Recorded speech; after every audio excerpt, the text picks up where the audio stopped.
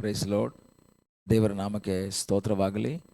ಮತ್ತೊಂದು ದಿವಸ ಮುಂಜಾನೆ ದೇವರ ವಾಕ್ಯದೊಂದಿಗೆ ನಿಮ್ಮನ್ನು ಭೇಟಿಯಾಗುವಂತೆ ದೇವರ ಸಹಾಯ ಮಾಡಿದ್ದಕ್ಕಾಗಿ ದೇವರಿಗೆ ಸ್ತೋತ್ರ. ಕಳೆದ ರಾತ್ರಿ ದೇವರ ಕೃಪೆ ನಮ್ಮ ಸಂಗಡ ಇದ್ದದಕ್ಕಾಗಿ ದೇವರಿಗೆ ಸ್ತೋತ್ರವನ್ನು ಮಹಿಮೆಯನ್ನು ಸಲ್ಲಿಸ್ತೇನೆ. ಈ ದಿವಸದ ವೇದ ಧ್ಯಾನಕ್ಕೋಸ್ಕರವಾಗಿ ಒಂದು ವಾಕ್ಯವನ್ನು ಓದೋಣ. ದಾನಿಯೇಲ್ ಪ್ರವಾದನೆ ಗ್ರಂಥ 6ನೇ ಅಧ್ಯಾಯ 10ನೇ ವಾಕ್ಯ. ಶಾಸನಕ್ಕೆ ರುಜುವಾದದ್ದು ದಾನಿಯೇಲನಿಗೆ ತಿಳಿದಾಗ ಅವನು ತನ್ನ ಮನೆಗೆ ಹೋಗಿ ಯೆರೂಸಲೇಮಿನ ಕಡೆಗೆ ಕದವಿಲ್ಲದ ಕಿಟಕಿಗಳುಳ್ಳ ತನ್ನ ಮಹಡಿಯ ಕೋಣೆಯಲ್ಲಿ ಯಥಾಪ್ರಕಾರ ದಿನಕ್ಕೆ 3 ಆವರ್ತಿ ಮೊಣಕಾಲೂರಿ ತನ್ನ ದೇವರಿಗೆ ಪ್ರಾರ್ಥನೆ ಮಾಡಿ ಸ್ತೋತ್ರ ಸಲ್ಲಿಸಿದನು. ಈ ವಾಕ್ಯವನ್ನು ಅನೇಕ ಸಂದರ್ಭಗಳಲ್ಲಿ ನೀವು ಓದಿದ್ದೀರಿ. ಅನೇಕ ಸಂದರ್ಭಗಳಲ್ಲಿ ಉಪವಾಸ ಪ್ರಾರ್ಥನೆಗಳಲ್ಲಿ ಇದರ ಕುರಿತು ಪ್ರಸಂಗವನ್ನು ಕೇಳಿದ್ದೀರಿ. ದಾನಿಯೇಲನ ಜೀವಿತವನ್ನು ನಾವು ಗಮನಿಸುವಾಗ ಬಾಲಕನಾದ ಅಥವಾ ಯೌವನಸ್ಥನಾದಂತಹ ದಾನಿಯೇಲನು ಬಾಬೇಲಿನ ಅರಸನಾದ ನೆಬೂಕದ್ನೆಚ್ಚರನ ಆಕ್ರಮಣದಲ್ಲಿ ಸರಿಯಾಗಿ ಹೋಗಬೇಕಾದಂಥ ಒಂದು ಸನ್ನಿವೇಶ. ದೇವರಿಗಾಗಿ ಜೀವಿಸಿದವರು, ಆತ್ಮಿಕವಾಗಿ ಉತ್ತಮವಾದಂತಹ ಅನುಭವವುಳ್ಳಂತಹ ಇವರು ಸಹ ಆಕ್ರಮಕ್ಕೆ ಗುರಿಯಾಗಿ ಇವರು ಸೆರೆವಾಸದಲ್ಲಿದ್ದಾರೆ, ಬಾಬೇಲಿನಲ್ಲಿ ವಾಸ ಮಾಡ್ತಾ ಇದ್ದಾರೆ. ಅಂಥ ಸಂದರ್ಭದಲ್ಲೂ ಸಹ ಒಂದು ವೇಳೆ ಕೇಳಬಹುದಾಗಿತ್ತು, ದೇವರೇ ಇಷ್ಟೆಲ್ಲ ನಾನು ಪ್ರಾರ್ಥನೆ ಮಾಡಿದ್ರು ನನಗೆ ಯಾಕೆ ಈ ಸೆರೆವಾಸ, ನನಗೆ ಯಾಕೆ ಈ ರೀತಿಯ ಸಮಸ್ಯೆಗಳೆಂಬುದಾಗಿ ಕೇಳಬಹುದಾಗಿತ್ತು. ಆದರೆ ಅವರು ಅದನ್ನು ಕೇಳಲಿಲ್ಲ. ಅವರು ದೇವರಿಗಾಗಿ ನಿಂತರು. ಮೊದಲನೇ ಅಧ್ಯಾಯದಲ್ಲಿ ಓದ್ತೇವೆ, ಆಹಾರದ ವಿಷಯ ಬಂದಾಗ ಅವರು ದೇವರ ವಾಕ್ಯಕ್ಕೆ ವಿರೋಧವಾಗಿ ಜೀವಿಸುವುದಕ್ಕೆ ಇಷ್ಟಪಡದೆ ದೇವರ ವಾಕ್ಯಕ್ಕೆ ವಿಧೇಯರಾಗಿ ಆಹಾರ ಕ್ರಮಗಳನ್ನು ಸಹ ಅವರು ಬದಲಾಯಿಸಿಕೊಂಡರು. ನಂತರ ದೇವರು ಅವರನ್ನು ಉನ್ನತವಾದ ಸ್ಥಾನಕ್ಕೆ ನಡೆಸಿದರು. ನಾವು ನೋಡ್ತೇವೆ 1ನೇ ಅಧ್ಯಾಯದ 21ನೇ ವಾಕ್ಯದಲ್ಲಿ ದಾನಿಯೇಲನು ರಾಜನಾದ ಕೋರೆಷನ ಆಳ್ವಿಕೆಯ 1ನೇ ವರ್ಷದ ತನಕ ಸನ್ನಿಧಿ ಸೇವಕನಾಗಿಯೇ ಇದ್ದನು. ಉನ್ನತವಾದಂತಹ ಅನುಭವಕ್ಕೆ ದಾನಿಯೇಲನು ಬರ್ತಾನೆ. ಅದಕ್ಕಿದ್ದಂತಹ ಮುಖ್ಯ ಕಾರಣ, ಆ ಸೆರೆವಾಸದಲ್ಲಿಯೂ ಸಹ ಅವನು ದೇವರನ್ನು ಬಿಟ್ಟು ದೂರ ಹೋಗಲಿಲ್ಲ.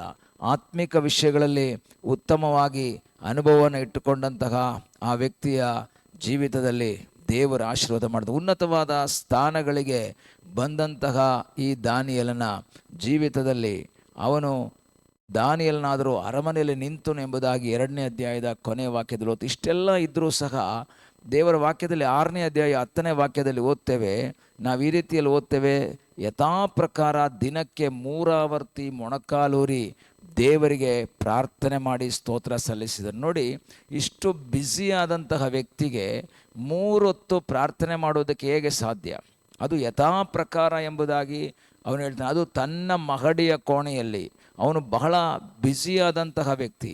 6ನೇ ಅಧ್ಯಾಯದ 2ನೇ ವಾಕ್ಯದಲ್ಲಿ ಓದ್ತೀವಿ, ರಾಜನಿಗೆ ನಷ್ಟವಾಗದಂತೆ ಆ ದೇಶಾಧಿಪತಿಗಳ ಮೇಲೆ ಅವರಿಂದ ಲೆಕ್ಕ ತೆಗೆದುಕೊಳ್ಳುವ 3 ಮುಖ್ಯಾಧಿಕಾರಿಗಳನ್ನು ನೇಮಿಸಿದನು. ಆ ಮುಖ್ಯಾಧಿಕಾರಿಗಳಲ್ಲಿ ದಾನಿಯೇಲನು ಒಬ್ಬನು. ಉನ್ನತವಾದಂತಹ ಸನ್ನಿವೇಶದಲ್ಲಿ ಜೀವಿಸ್ತಾ ಇರುವಂತಹ ಈ ದಾನಿಯೇಲ, ಹೆಚ್ಚು ಕಡಿಮೆ ಪಂಡಿತರ ಅಭಿಪ್ರಾಯ, ಈ ಸಮಯದಲ್ಲಿ, ಈ 6ನೇ ಅಧ್ಯಾಯದ ಸಮಯದಲ್ಲಿ ಅವನಿಗೆ 86 ವರ್ಷ ಪ್ರಾಯ ಇದೆ.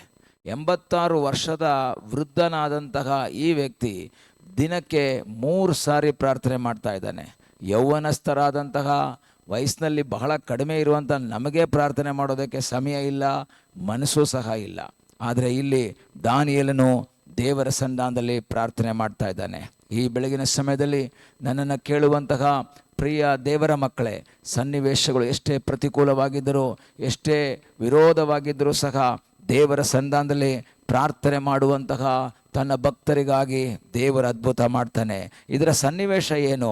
ಯಾವನಾದರೂ 30 ದಿನಗಳ ಕಾಲ ರಾಜನಿಗೆ ಹೊರತು ಬೇರೆ ಯಾರಿಗೂ ಪ್ರಾರ್ಥನೆ ಮಾಡಬಾರದೆಂಬ ರಾಜಾಜ್ಞೆಯ ಮುಂದೆ ತನ್ನ ಪ್ರಾಣವನ್ನೇ ಪಣಕ್ಕಿಟ್ಟು ದೇವರ ಸನ್ನಿಧಾನದಲ್ಲಿ ಪ್ರಾರ್ಥನೆ ಮಾಡುವಂತಹ ದಾನಿಯೇಲನನ್ನು ನೋಡ್ತಾ ಇದ್ದೀವಿ. ಶಾಸನಕ್ಕೆ ರುಜುವಾಗಿದೆ, ಯಾರಾದರೂ ಬೇರೆ ದೇವರಿಗೆ ಪ್ರಾರ್ಥನೆ ಮಾಡಿದರೆ ಅವನನ್ನು ಸಿಂಹದ ಗವಿಯಲ್ಲಿ ಹಾಕ್ತಾರೆ ಎಂಬ ರಾಜಾಜ್ಞೆ ಇದ್ದಾಗಲೂ ಸಹ ಅವನು ಪ್ರಾರ್ಥನೆ ಮಾಡ್ತಾ ಇದ್ದಾನೆ. ಪ್ರಿಯ ದೇವರ ಮಕ್ಕಳೇ, ಸನ್ನಿವೇಶಗಳು ಎಷ್ಟೇ ವಿರುದ್ಧವಾದರೂ, ಯಾರೆಲ್ಲ ವಿರೋಧ ಮಾಡಿದ್ರೂ ಸಹ ಪ್ರಾರ್ಥನೆ ಮಾಡುವಂತಹ ತನ್ನ ಭಕ್ತರಿಗಾಗಿ ದೇವರು ಕಾರ್ಯ ಮಾಡ್ತಾನೆ. ಈ ರೀತಿ ಪ್ರಾರ್ಥನೆ ಮಾಡಿದ್ದರ ನಿಮಿತ್ತವಾಗಿ ಅವನು ಸಿಂಹದ ಗವಿಗೆ ಬೀಳಬೇಕಾಗಿ ಬಂತು. ಆದರೂ ಸಹ ಅದರ 22ನೇ ವಾಕ್ಯ ಹೇಳ್ತದೆ, ದೇವರು ತನ್ನ ದೂತರನ್ನು ಕಳುಹಿಸಿ ಸಿಂಹಗಳ ಬಾಯನ್ನು ಬಂಧಿಸಿದನು. ದೇವರ ಸನ್ನಿಧಾನದಲ್ಲಿ ಕಣ್ಣೀರು ಹಾಕುವ ಪ್ರಾರ್ಥನೆ ಮಾಡುವಂಥ ದೇವರ ಮಗುವೆ, ನಿನಗೋಸ್ಕರ ದೇವರು ತನ್ನ ದೂತನನ್ನು ಕಳಿಸ್ಕೊಡ್ತಾನೆ. ನೀನು ಪ್ರಾರ್ಥನೆ ನಿಲ್ಲಿಸಬೇಡ. ಸನ್ನಿವೇಶಗಳು ವಿರೋಧವಾಗಿರ್ಬೋದು, ಪ್ರತಿಕೂಲವಾಗಿರ್ಬೋದು, ನಿನ್ನ ಜೀವಿತದಲ್ಲಿ ಕಣ್ಣೀರೇ ಆಹಾರವಾದಂಥ ಅನುಭವಗಳಿರಬಹುದು. ಪ್ರಾರ್ಥನೆ ಬಿಡಬೇಡ.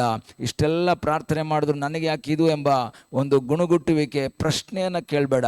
ನಂಬಿಕೆಯಿಂದ ಪ್ರಾರ್ಥನೆ ಮಾಡ್ತಾ ಇರು. ನಿನಗಾಗಿ ದೇವರು ತನ್ನ ದೂತನನ್ನು ಕಳಿಸ್ಕೊಡ್ತಾನೆ. ನಿನಗಾಗಿ ದೇವರು ಅದ್ಭುತವನ್ನು ಮಾಡ್ತಾನೆ. ದೇವರ ಸನ್ನಿಧಾನದಲ್ಲಿ ಆ ದಾನಿಯೇಲನನ್ನು ಬಿಡಿಸಿದಂಥ ಅದೇ ದೇವರು ನಿನ್ನನ್ನು ಸಹ ನಿನ್ನ ಇಕ್ಕಟ್ಟುಗಳಿಂದ ಬಿಡಿಸುತ್ತಾನೆ. ಈ ದಿವಸಗಳಲ್ಲಿ ದೇವರ ಸನ್ನಿಧಾನದಲ್ಲಿ ಹೇಳೋಣ, ಕರ್ತನೇ, ನಾನು ಯಥಾ ಪ್ರಕಾರ ಪ್ರಾರ್ಥನೆ ಮಾಡ್ತೀನಿ, ನಾನು ನಿರಾಶೆಯ ಮಾತುಗಳನ್ನು ಬಿಡ್ತೀನಿ, ನಂಬಿಕೆಯಿಂದ ಪ್ರಾರ್ಥಿಸ್ತೀನಿ ಎಂಬುದಾಗಿ ಪ್ರಾರ್ಥನೆಯಲ್ಲಿ ಮುಂದೆ ಸಾಗುವಂತೆ ದೇವರು ಸಹಾಯ ಮಾಡಲಿ. ಈ ವಾಕ್ಯಗಳಿಂದ ದೇವರು ನಮ್ಮನ್ನು ಆಶೀರ್ವಾದ ಮಾಡಲಿ. ಒಂದು ನಿಮಿಷ ನಾವು ಪ್ರಾರ್ಥನೆ ಮಾಡೋಣ. ನಮ್ಮನ್ನು ಬಹಳವಾಗಿ ಪ್ರೀತಿ ಮಾಡುವ ಪರಲೋಕದ ತಂದೆಯಾದ ದೇವರೇ, ಈ ಒಳ್ಳೆ ಸಮಯಕ್ಕಾಗಿ ಸ್ತೋತ್ರ.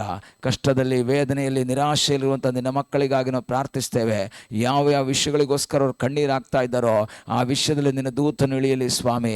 ನಿನ್ನ ಅದ್ಭುತದ ಹಸ್ತವನ್ನು ದೇವರೇ ಅವರ ಜೀವಿತದಲ್ಲಿ ದಯಪಾಲಿಸು ಎಂಬುದಾಗಿ ನಾವು ಪ್ರಾರ್ಥಿಸ್ತೇವೆ. ಬಿಡುಗಡೆಯನ್ನು ಕೊಡು. ಪ್ರಾರ್ಥನೆಯನ್ನು ಕೇಳಿದ್ದಕ್ಕಾಗಿ ನಿನಗೆ ಸ್ತೋತ್ರ. ಯೇಸುವಿನ ನಾಮದಲ್ಲಿ ತಂದೆಯೇ, ಆಮೇನ್. God bless you.